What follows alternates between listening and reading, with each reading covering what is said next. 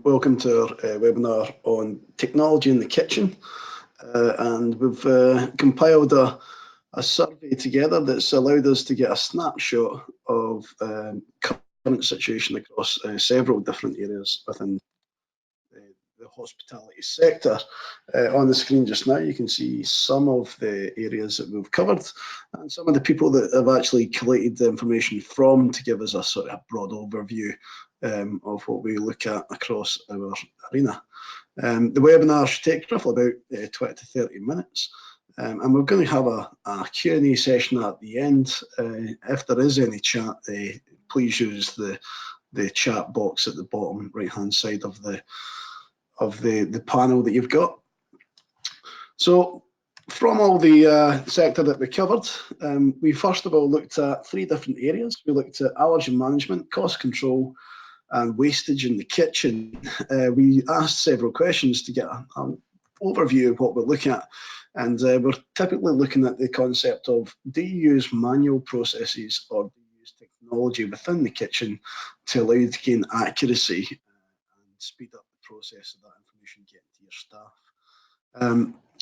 For the allergen information, we can see the results came back saying that currently still we use 79% manual processes to collect the information from the kitchen team and get it across to the floor staff so that you're giving your customers that information. 21% of the industry are now using technology and they see the benefits from it. When we break it down into a sort of more detailed version, we can start to look and see where the focus is, and you'll see across the lines that we've got the hotel groups sitting a little bit in front with tech compared to the restaurant sector. However, bars and pubs are then sort of skyrocketing above them. The most concern here is that the food to go operations, the one that are actually packaging up the food and the quick instant purchasing, says that they actually all still use 100% manual processes. So, and certainly with the new legislations coming into play, we'd expect to see a sort of an increase in technology in that sector in the future. Breaking down further, we can see that the size of the groups actually show you what's actually happening in the background as well. So the size of the group might say that if we're small, we might use more manual technology. When we get up into the larger groups, we see that it starts to go to a sort of 50-50 option. Typically due to this is based around that you'll find that the local government will target the larger groups and hopes that they set the standards for the rest of the industry. Certainly, my background has been a chef in past days. As I worked for the larger groups, I found that we had a focus on operators. Oh, still on the first page, slides are not moving. I think I better come back. Sorry, we'll start this again. I do apologise.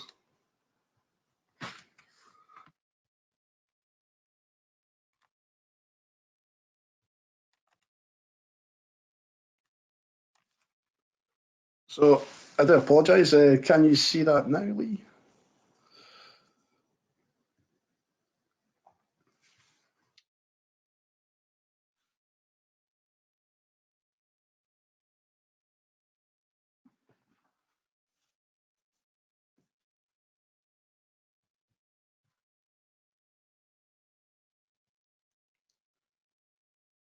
Okay, that's great. Thanks for that.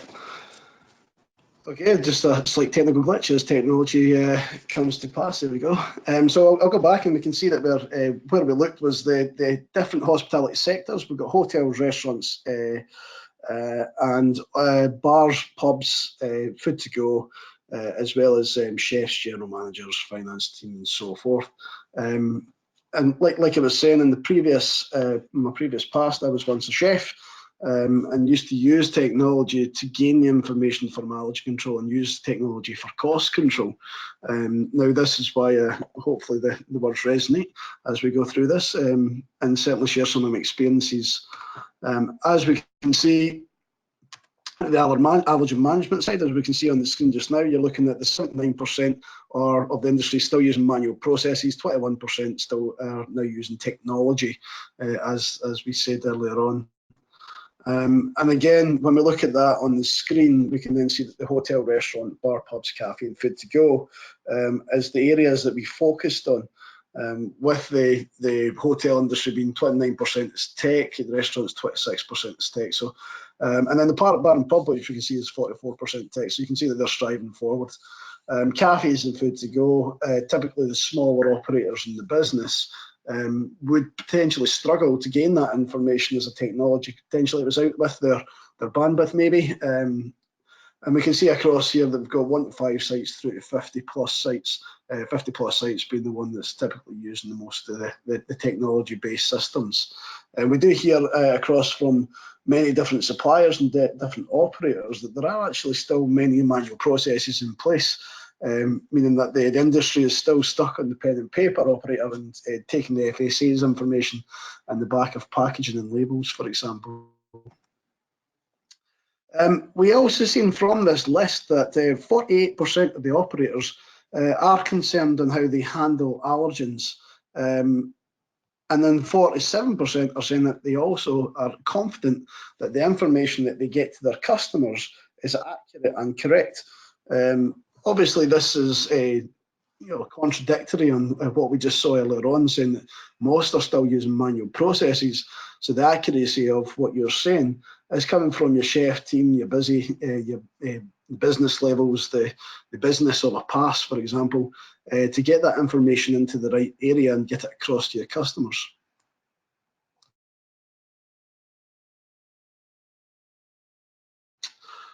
And we still see that those manual operations would then end up on a grid that you would download from the FSA, and it'd be a tick box exercise that would then say that, hey, this is what we've got available for you.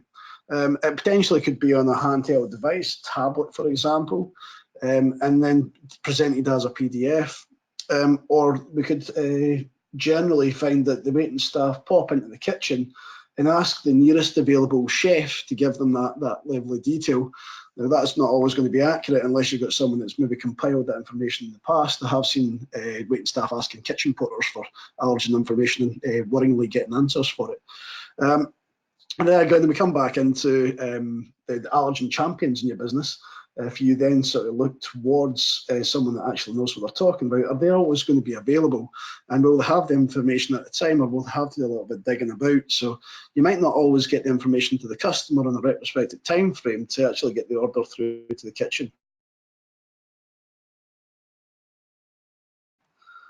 Find with this, whenever we're asking people in the past, or whenever we're asking someone that maybe doesn't know, is that we'll find that the information's almost all out of date as you go to print, and it then also becomes a tick box exercise, so that the chef might just run through a quick, this is the menu tonight, and this is what we think's on the actual allergens list, and that's all dependent on business levels and who's actually in the business to do that.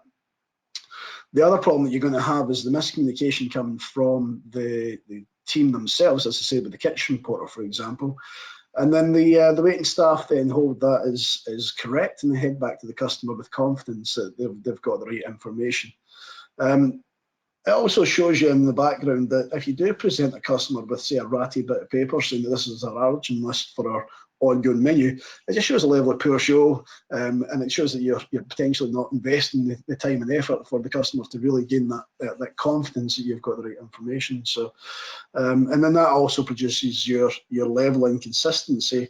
As you run through different menus, you might find the same dish appears on several sheets of paper, however they actually have different tick boxes as they're going through.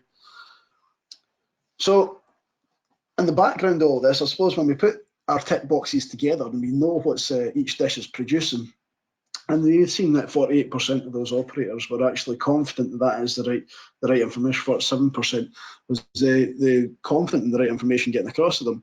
We then asked them, well, how many of your products out in the back door are you confident of you know what's actually in them? Now, 87% of people says, yes, we are happy with the knowledge that the information comes through the back door. And you can see 8% and 5% just don't know. As my experience, though, as a food controller, as an auditor, that I've asked many chefs along the lines a quick, simple question of if you knew that the Worcestershire sauce contains fish because its base product is anchovies, And the answer is typically no. And that shows you that the level of detail that they'll go into is something they know solidly that doesn't contain an allergen, might just contain that allergen. We also see it with soy sauce not containing gluten, where it's one of the main gluten factors. So that gives you the inspiration to potentially push that back to the supplier and then gain that information through some other format than just reading the label at the back door. And then we said, well, are you aware of what you might actually impact through this process? So, and you know, we can ask yourselves, are you aware of what those penalties are? Because if you go into the FSA website, they vary in range of the size of groups and to the detail of actually what was required. But if you get audited by the local government and you don't have that on site, the penalties can be severe, and I've seen them up to £60,000 for some hotel groups, just for not actually having the accuracy that they've been given. We have actually seen in the past as well that there's been an incident where an operator said that the product that he was producing contained a list of allergens and missed off the fact that it didn't contain peanuts, not the fact that he said it did not contain peanuts, and then someone actually had a reaction to it. Now, the penalty for that, unfortunately, is that that person is going to go to jail, and that's something that revolves back to the person who's actually producing that food, and the operator is actually the one that's liable for the information. So there's some essence in the background to say that we're producing the information that's given to us, but get a little bit more detail would be fantastic, and rather than getting it in your house. Said penalties failing, and we say that, you know, if you're a bigger operator, you might find that yes, you know, because you've got a little team that actually takes care of that legislation. 21 to 50, that mid-range site saying that yes, we definitely 100% know what all our penalties are. And again, I'd always advise just to go back to the FSA and look at the recent actions that have been taken against hotel groups and restaurant groups, so forth, because that will give you an indicator of actually what the penalties are and then what you've actually seen happening in the background. All of this revolving around this, especially we spoke about the food to go, and why we're driving this forward just now, because this seems to be a big focus across many of the operators that I come across during my consultancy, is that, you know, the Natasha law is going to come into play at some point within the next month or so. They've been told, well, actually there's an accurate detail of it. It's been launched already, and they're saying that it will carry out, and it comes into force by the summer of 2021. Meaning that if you produce goods on site and you package them, you must give a full list of labelling ingredients, you must give allergens on the label, and you must ask the staff for labels on the products. This is the result directly from Natasha, that had the experience of the incident on the Pret-a-Manger and the British Airways flight, to which this actually decided to take more proactive response to actually producing this information. So whether it's a food to go operation or whether you're a high-end golf club, if you produce food in your kitchen, you're going to have to produce the label that's given accurate detail of what's in this product, more importantly highlighting what the allergens are. Now, if you don't have the accuracy level of what's actually in there from a source, and you're just free typing or free ticking, this is then going to become very quickly out of control, or it might put you in a sticky situation. Certainly when it comes to the end of the allergen management, what I'll do is I'll hold back the questions and answers till the very end, but feel free to sort of collate that information and come back. Yeah, the next part I'm going to talk about is waste management. Again, during my travels and my consultancy, waste management seems to be a mixed bag. It seems to be that some people are focused on it, or some sectors are focused on it, and some sectors aren't so bothered. Typically, the restaurant sector has a high interest in the micro detail to each one of the products, and we see hotels tend to be a bit more lax on it. However, we also see that there's 680,000 or 920,000 tonnes food waste that could be eaten. Typically, when you start looking at food separation in Scotland, it's actually legislation that you separate the food waste and you dispose of it in a separate container. Not quite that far at the most of the English sector.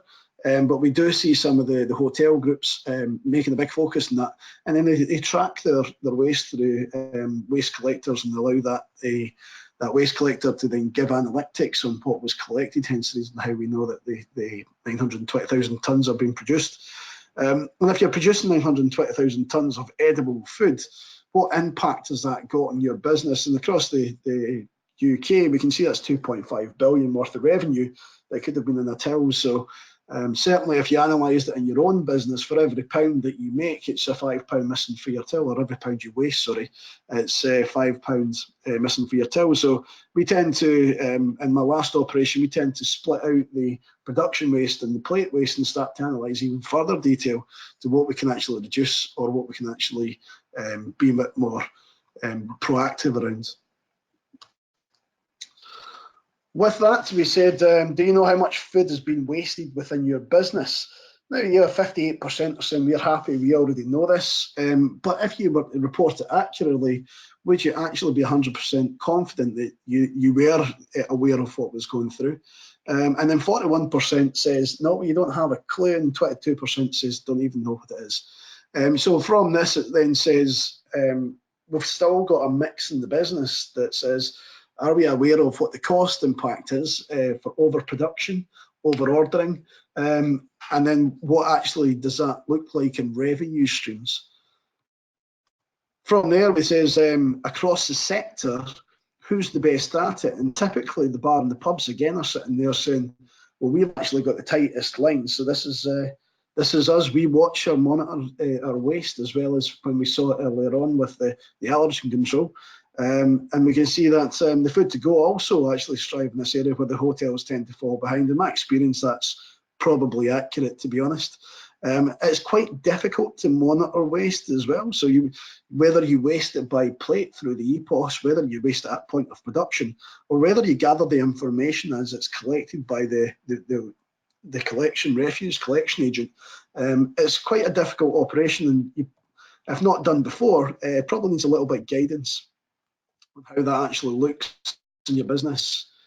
And then we said overall the site sizes, who actually tracks the most. Now, typically we see this mid-sector coming up and then striving again in the larger sectors, 51% plus, or sort of slipping behind there. And again, the smaller ones not really too focused on the waste. How operators are monitoring waste. So this goes back to the point I was saying earlier. You could say to the refuse collection agent, I want you to give me a report each month of what we produced, stick in a spreadsheet and keep a track of it yourself. It does involve a very manual process and probably not going to be up to date constantly. Others say that they use a technology base. Certainly we see in the background that a lot of the waste could be produced through the EPOS and then translated back into your stocks and translated back into a summary. But often it's all missed that the production line doesn't record the waste properly and so forth. So we tend to find that it's a good idea, if you're going to implement it, is to get the staff up and running, get them trained properly on the best practice for logging waste.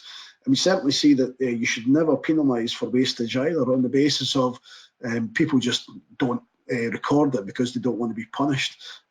We do exercises in the background where we reward people for wasting the most, which sounds a bit odd, but that gives us a high level accuracy of where our peaks and troughs are in the business, and certainly what days that happens on. So if you could confidently say every Wednesday when Chef comes back off his day off, we waste the most because he gets his fridges out, then we can start looking at the option to put monitors in place to stop that overproduction on the Monday and the Tuesday, or reduce the ordering on the Monday and the Tuesday when he's on his days off. Wastage typically rolls straight into the cost control management. It also is one of the main focal points when I used to do cost control, which allows me to gain an idea of what's classed as overproduction. So that's typically the most wasted products as well. So when we come into the cost and control menu management side, the first question when they go into a hotel or a restaurant is, how are you actually doing it? If they say we're scribbling it on the back of a fag packet and we just pull a number out there and that'll be my percentage for this, It does sense a little bit of worry if you're using maybe a manual spreadsheet with all the costings in it. What we'll find is the costings are typically done on day one of the menu design, and as the menu goes live, the costings are already out of date.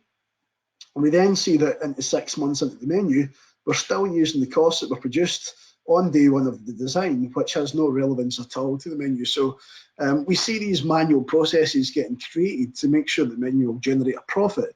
However, we don't ever usually see follow-up on that and make sure that the menu is still profitable 6 months to a year later.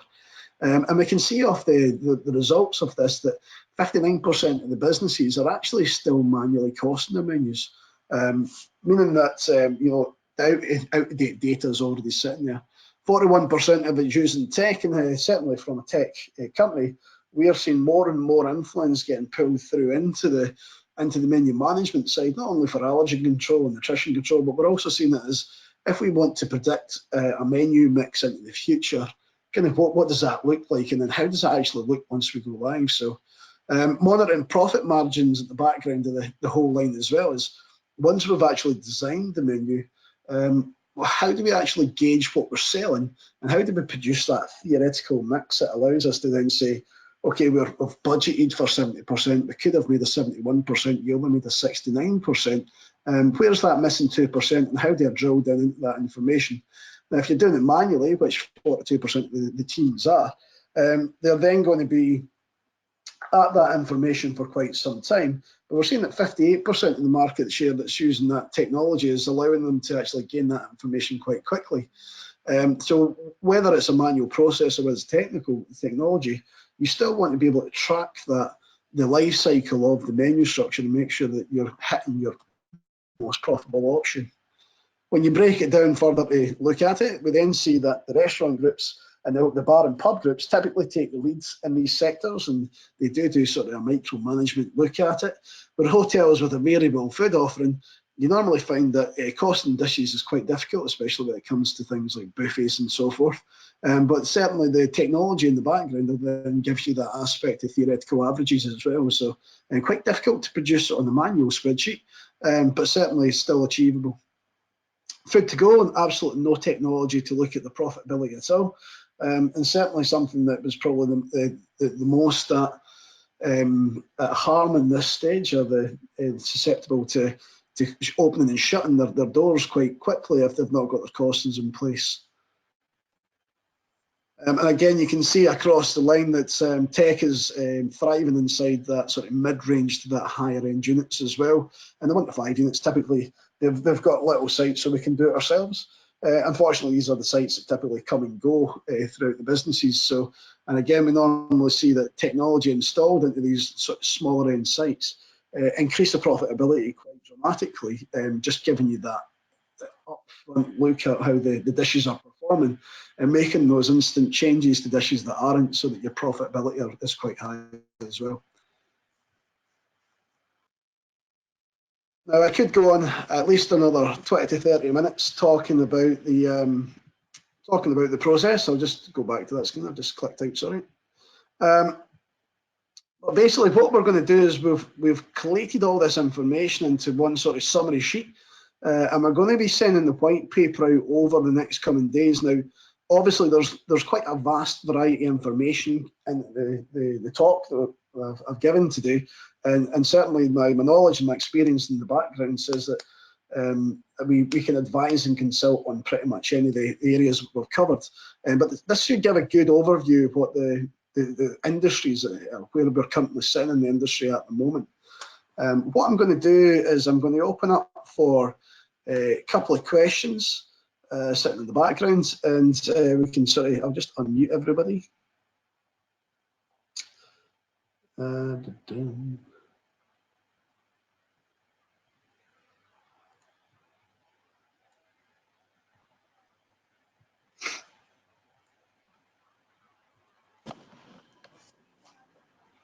Okay, I think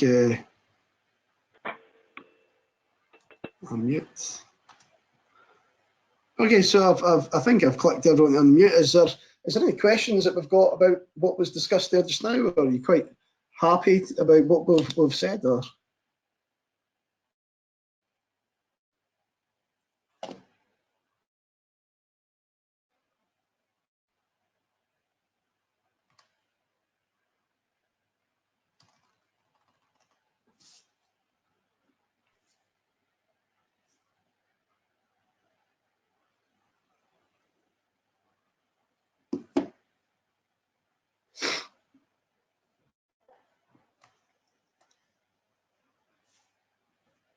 take the silence as saying everyone's quite happy with the web demo.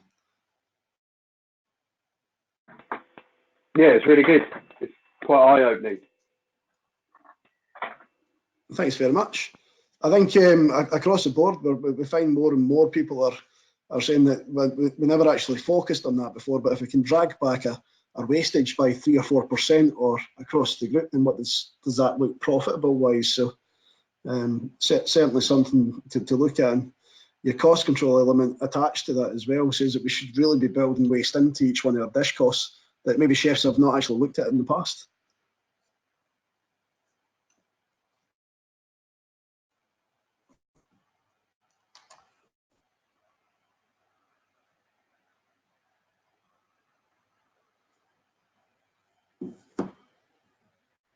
Okay, so what we'll do is I'll keep it open for a couple more minutes, and if anyone wants to ask questions or send me a message on the chat box, feel free to do so. But thanks for your time today, guys, and certainly if you've got any more questions, feel free to get in touch with us after Lynn sends out the white paper. Out of interest, what technology would you use? Is there any software that you endorse?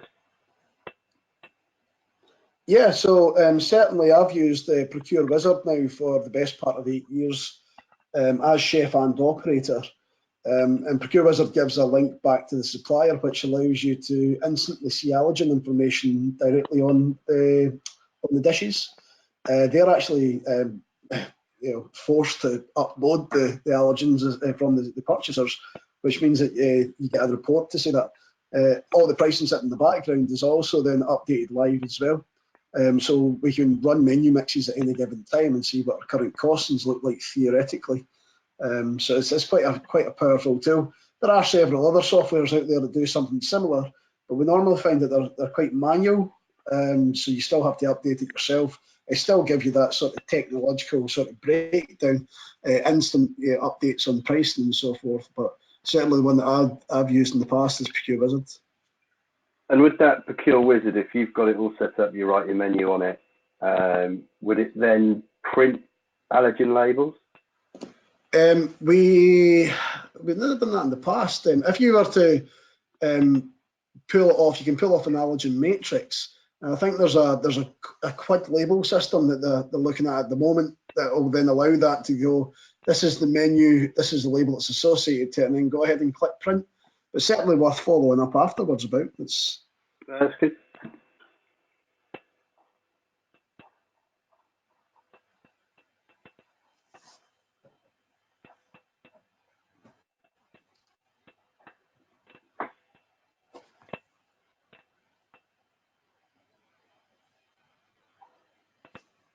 Okay, so what we'll do is we'll leave it there. Like I say, any questions, feel free to get in touch with us afterwards, and then we can go from there. Perfect. Thank you ever so much. Thanks for your time, guys. Thank you.